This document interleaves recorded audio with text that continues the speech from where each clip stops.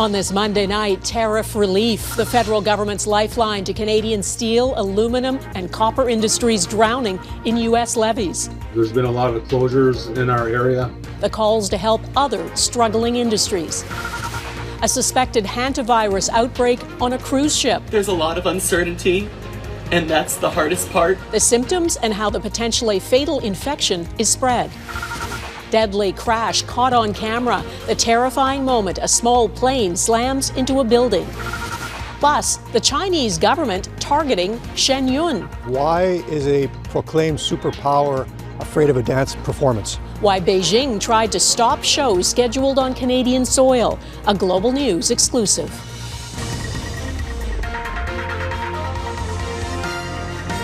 Global National with Donna Friesen. Good evening and thanks for joining us. Canadian industries hard hit by the tariffs imposed by the U.S. president are being offered a substantial financial aid package by the federal government. $1.5 billion is being offered to companies that produce and manufacture products from steel, aluminum and copper, the bulk of it in low-interest loans. The government says it's needed now because the Trump administration extended the tariffs to products that had been exempt. And as Jillian Piper reports, there are concerns it may not be enough.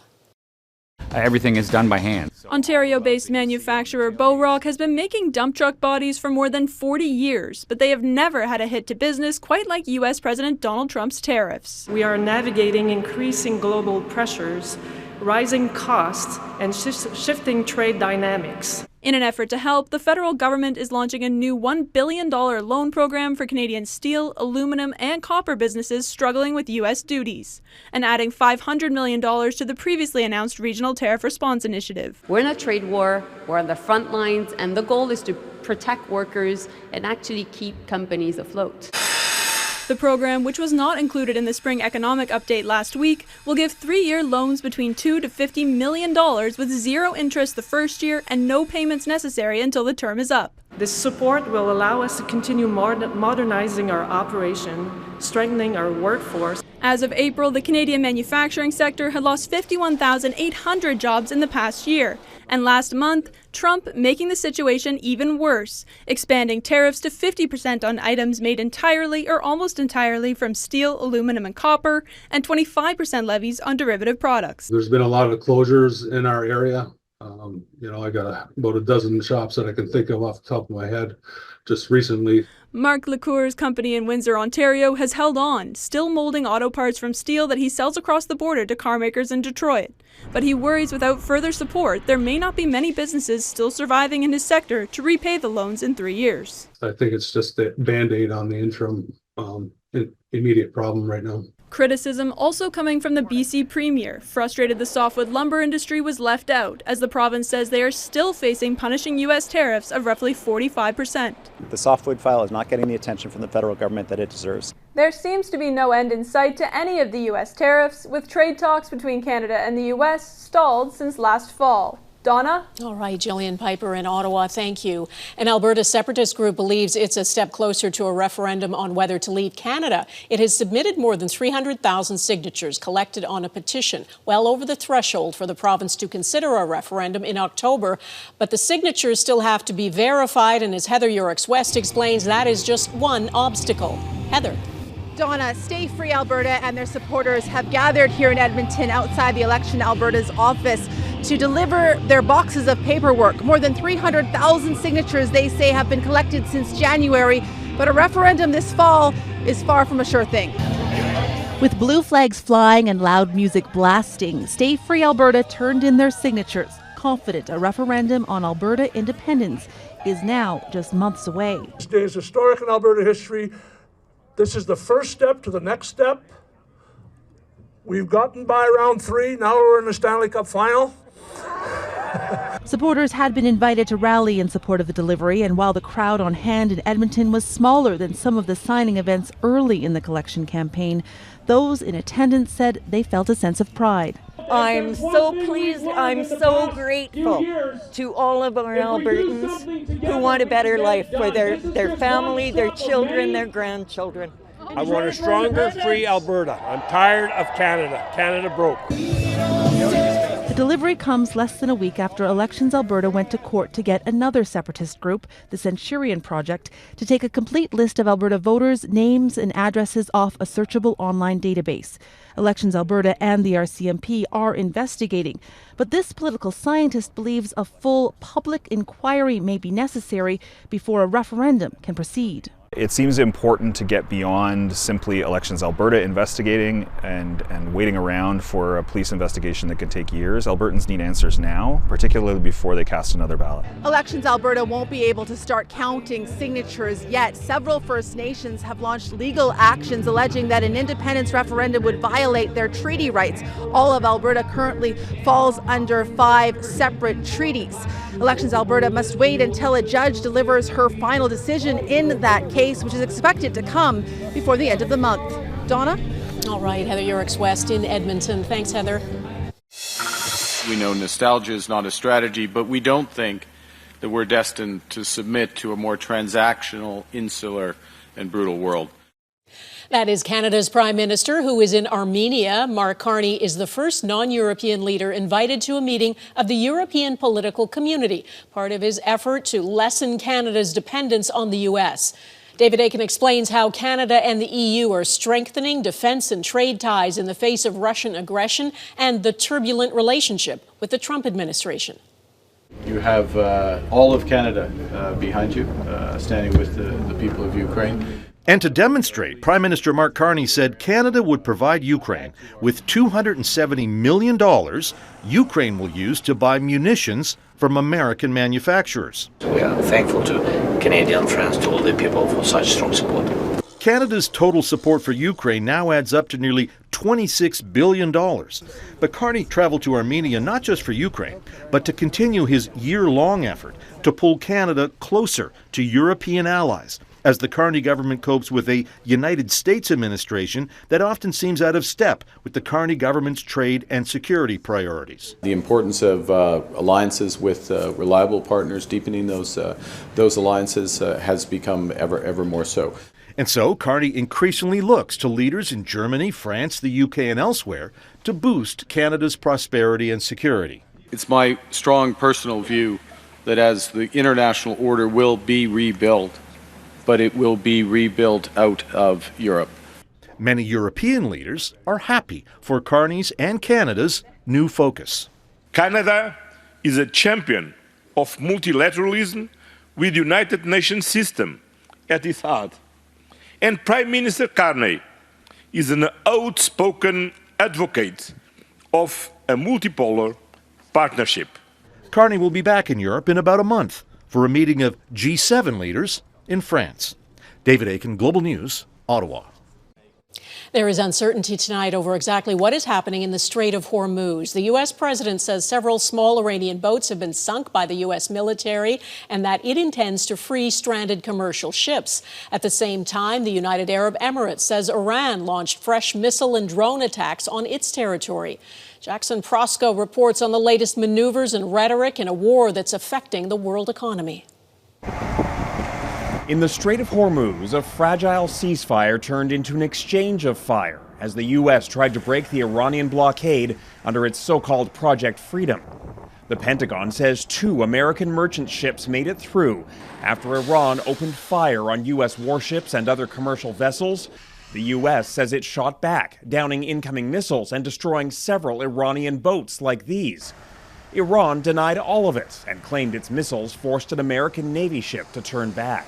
So we are saying the Iranians do not have control of the strait. We have absolute control of the strait. That hasn't taken either side off the path to escalation. For the first time since the ceasefire was announced, Iranian missiles were launched at the United Arab Emirates, reportedly striking a petroleum facility.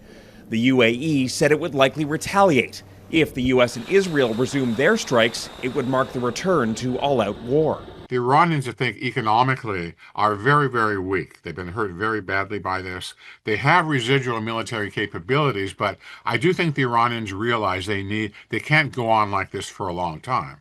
And by long time, I mean more than several months. But neither can Trump. So far, talks have gone nowhere. Iran is said to be reviewing the latest U.S. response to its proposal. Iran's foreign ministry said it was not talking about any issues other than a complete end to the war.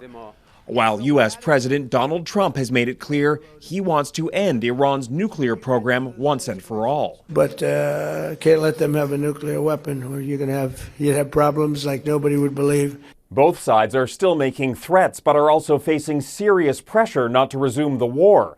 For the U.S., the main calculation remains oil prices, which shot up again after this latest tit for tat. Donna? Okay, Jackson Proskow, thank you. About 150 passengers, including 4 Canadians, are stranded on a cruise ship off West Africa. 3 passengers are believed to have died of hantavirus, and a 4th is seriously ill. Several other passengers and crew are also reported to have symptoms of the illness that is passed to humans from rodents. This American travel blogger is one of those on board. What's happening right now is very real for all of us here. We're not just a story. We're not just headlines. We're people with families, with lives, with people waiting for us at home. Cases of hantavirus are rare, and authorities say the risk to the wider public is low. Catherine Ward reports on what more we know about this cruise ship. The ship carrying about 150 tourists, including 4 Canadians, had departed from southern Argentina for the Canary Islands just over 3 weeks ago. On April 11th, a 70-year-old male passenger died on board, and the cause could not be determined. On April 27th, the cruise ship operator Oceanwide Expeditions was informed his wife had become unwell on the return journey and later died. She was not sick, but when she arrived at OR Tambo, she collapsed, and they took her to hospital, where unfortunately she passed. Also on April 27th, another passenger became seriously ill and was medically evacuated to South Africa. A variant of hantavirus has been identified in this patient. And on May 2nd, a German passenger died while on board. The cause has not yet been established. Doctors say the viral infection is relatively rare and can cause respiratory issues. So initially it's very non-specific, unfortunately. You might have some muscle aches, almost like flu-like symptoms, fever, abdominal pain. Usually it's acquired through the accidental inhalation of the virus particles, and the virus particles are typically from the dried feces or urine from particular rodents, usually mice. Dr. Bogosh says human-to-human transmission is not common, and the incubation period can be anywhere between 1 to 4 weeks. Currently, there are no specific treatments available. The virus, however, can be deadly. If people are hospitalized with this infection, sometimes you see mortality rates anywhere of 20-25%. The WHO says the risk to public health is low. Contact tracing is underway in order to prevent further spread and identify the initial source of infection. Catherine Ward, Global News, Toronto.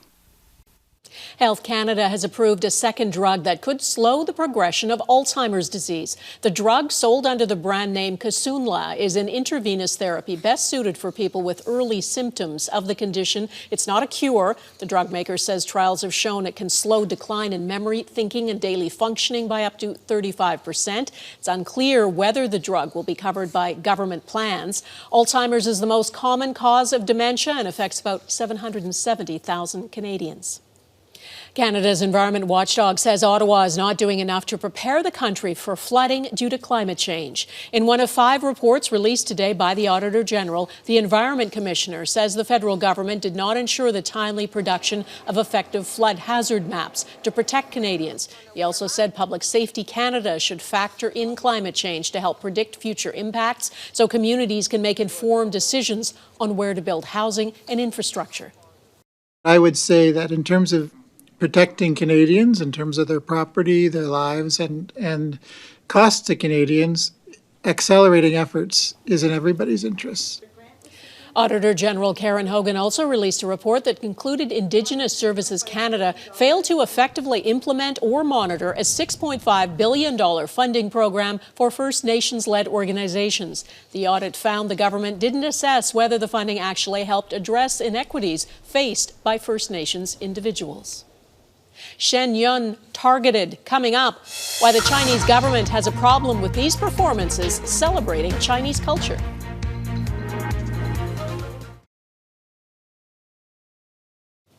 Global News has learned the Chinese consulate in Vancouver tried to stop a popular arts performance called Shen Yun.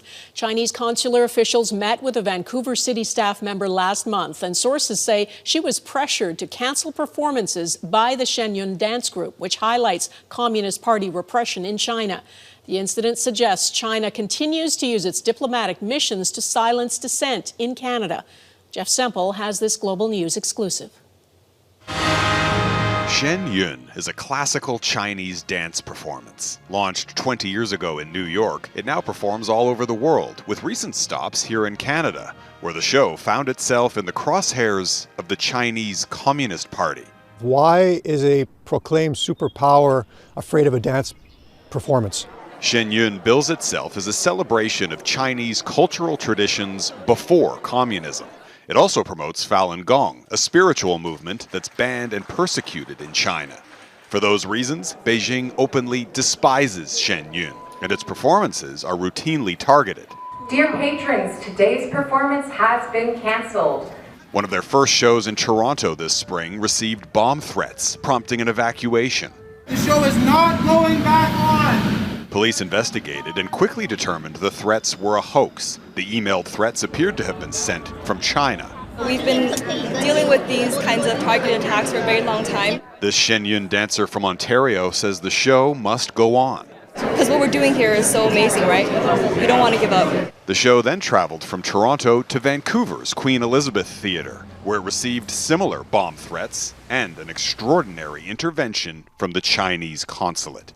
In early April, the Chinese consulate requested a meeting with the Vancouver city staff member who manages the theater there. And sources tell Global News that Chinese consular officials demanded the Shen Yun shows be canceled. Taking potshots at politicians is one thing, but starting to infiltrate within the civil service and directly intimidating civil servants I haven't heard of that before. So this is perhaps an emboldened move by the consulate. This former Vancouver mayor, who himself was targeted by the consulate over his support for Taiwan, says the federal government should launch an investigation. Ottawa may want to review whether or not they should actually shut this consulate down. The Prime Minister's office did not respond to our questions, and Mark Carney has sought to renew relations with Beijing. I'm so sorry that our Prime Minister, he chose to stand beside Xi Jinping. I will show you the following threatening. This pro-democracy activist, who's been inundated with threats, worries the Prime Minister appears reluctant to push back against the Chinese Communist Party. If our politicians, they can show their stance, to stand beside us, to beside the people who are being persecuted. In the end, Vancouver city staff did not bow to the pressure from the consulate, and the 5 shows went on as scheduled. Jeff Semple, Global News, Toronto. Still ahead, astonishing footage of a plane crashing into a residential building in Brazil.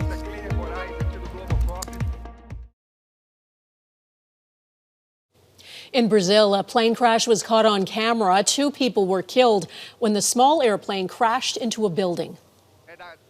The plane had just taken off from a nearby airport when it lost altitude and hit that residential building. The pilot and co-pilot were killed. 3 passengers were taken to hospital with serious injuries. Investigators are trying to establish what went wrong. In Germany, at least 2 people were killed in the city of Leipzig when the driver of an SUV plowed into a crowd in a shopping area. About 20 other people were injured, 2 of them seriously. Police say the driver fled the scene but was later arrested, and they say there's no further danger to the public. The suspect is a 33-year-old man with German citizenship. There's no word on a possible motive. Next, Met Gala boycott, the backlash over the main sponsor of the star-studded fashion event.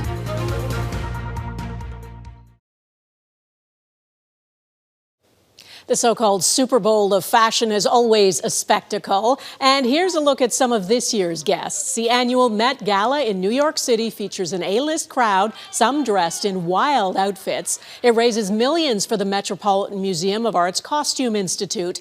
But this year, the role of Amazon CEO Jeff Bezos is ruffling some feathers, as Taria Isri reports.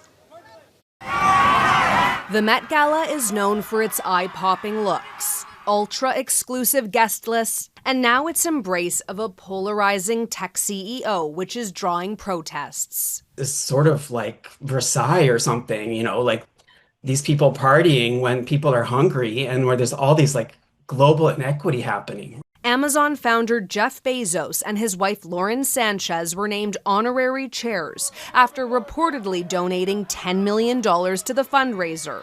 Now fashion is everywhere and belongs to everyone. The organizer and former editor-in-chief of Vogue, Anna Wintour, told CNN she's thrilled they're involved. But the legendary actress who plays a character inspired by Wintour in The Devil Wears Prada and its sequel won't be on the runway Monday. I hope that's not what you're wearing to the dinner. That's all. Meryl Streep is skipping fashion's biggest night. So is actress Zendaya. And New York's Mayor Zohran Mamdani, saying the event is out of step with his priorities on affordability. Protesters have put up posters across the city, urging people to boycott what they've dubbed the Bezos Met Gala. Boycott the Bezos Met Gala. And there was a not-so-subtle stunt inside the Met. More than 300 bottles of fake urine were hidden inside the famed museum, highlighting reports Amazon workers were not allowed to take bathroom breaks. Because Amazon has taken so much heat for their labor practices, it really aligns with a lot of the criticism that folks have for fashion in general, in that it is overproducing, it's wasteful. Defenders of the Met Gala say it celebrates art, the heights of human achievement, and funds the museum, even if some critics have called cozying up to tech giants, well, a bit tacky. Taria Isri, Global News, Montreal. And that is Global National for this Monday, May the 4th, which is also Star Wars Day. And so tonight's Your Canada is this patriotic R2-D2 in Guelph, Ontario. We'd love to see Your Canada. Please email it to globalnational@globalnews.ca. And thanks for watching. Hope to see you here again tomorrow. And May the 4th be with you. Bye-bye.